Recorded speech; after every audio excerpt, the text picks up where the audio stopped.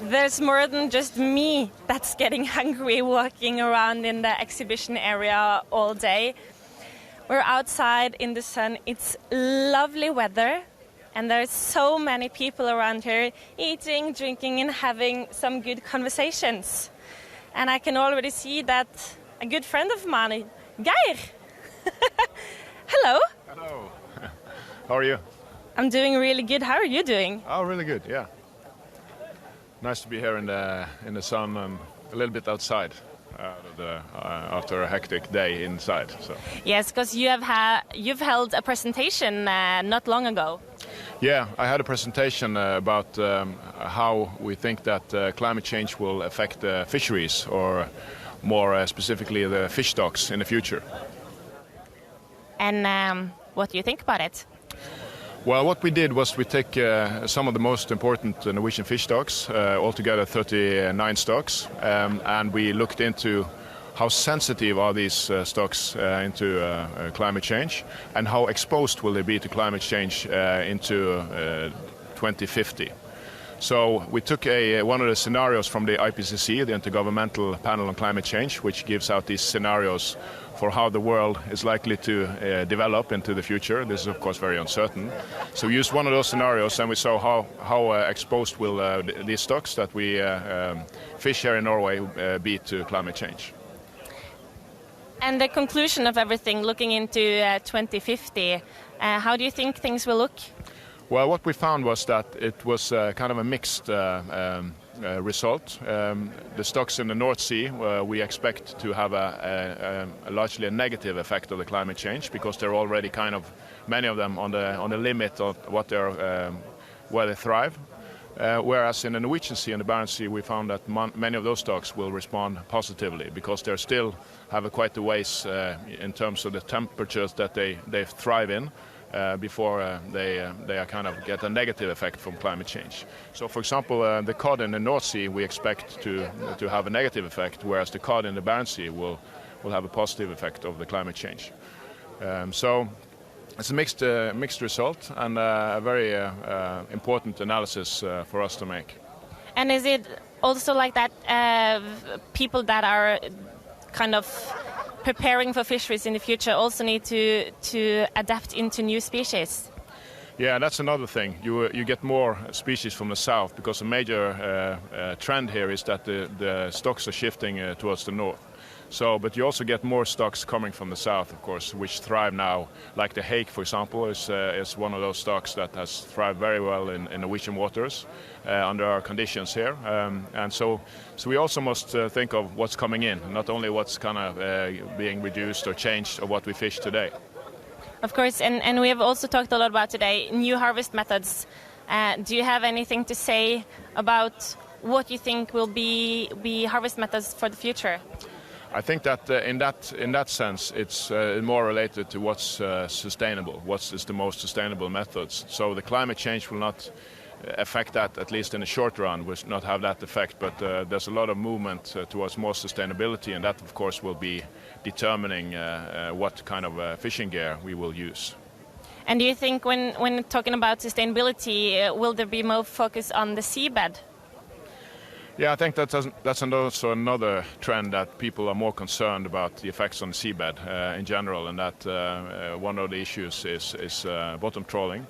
We are now doing a work at the Institute of Marine Research, where I work, where we are considering what are the effects of benthic fishing or of benthic trawling on the seabed. So we're trying to assess that now, and we'll finish that work in this fall. And that will be important in documenting what are the effects now.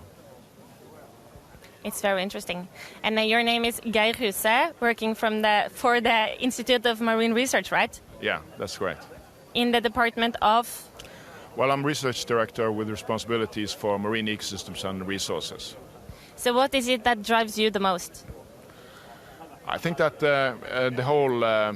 this whole theme about the stocks, the whole life cycles, the migrations, and how they kind of move about, the interactions with other stocks, the predator-prey interactions, and that whole ecosystem setting, and it's really fascinating, I think, and that is also our commercial important stocks, and there's a harvest on them, makes it all really important to society, and also very interesting to work with.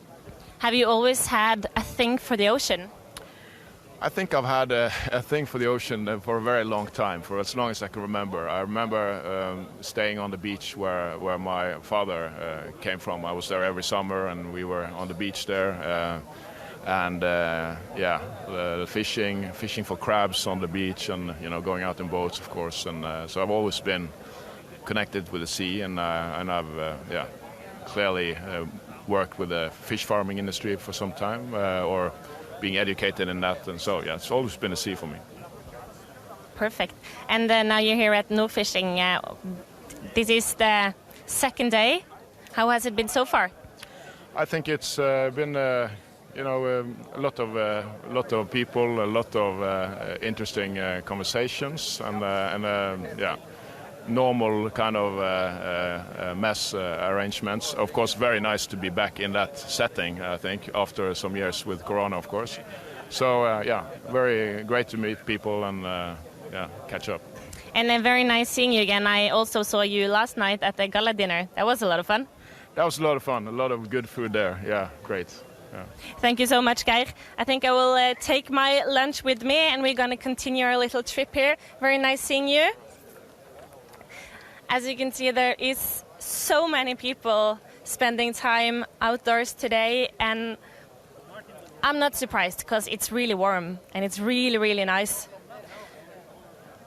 I'll walk inside to see if we can find Arne. It's almost time for Bukkestore preparations.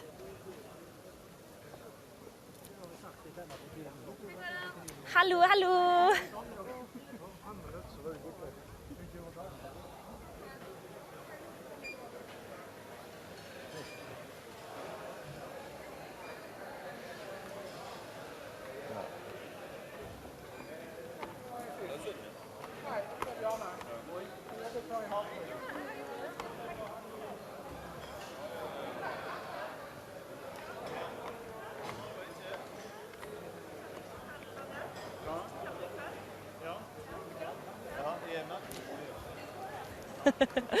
So many people here, walking up and down the stairs, in and out, into meetings, out of meetings, dropping into new, exciting conversations.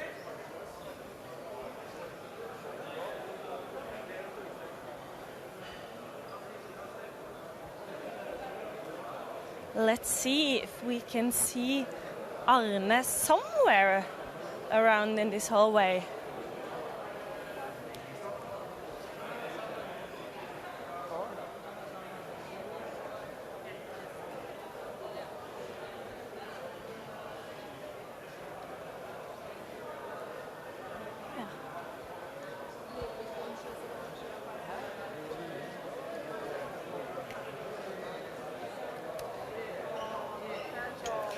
It takes a little while to walk in these hallways. It's many square meters that we have to get around, and I think there is someone standing right here. His name is Arne. What's cooking? What kind of fish? Herring? I actually think it's beef. I'm sorry. Okay, I'm going to show you some seafood.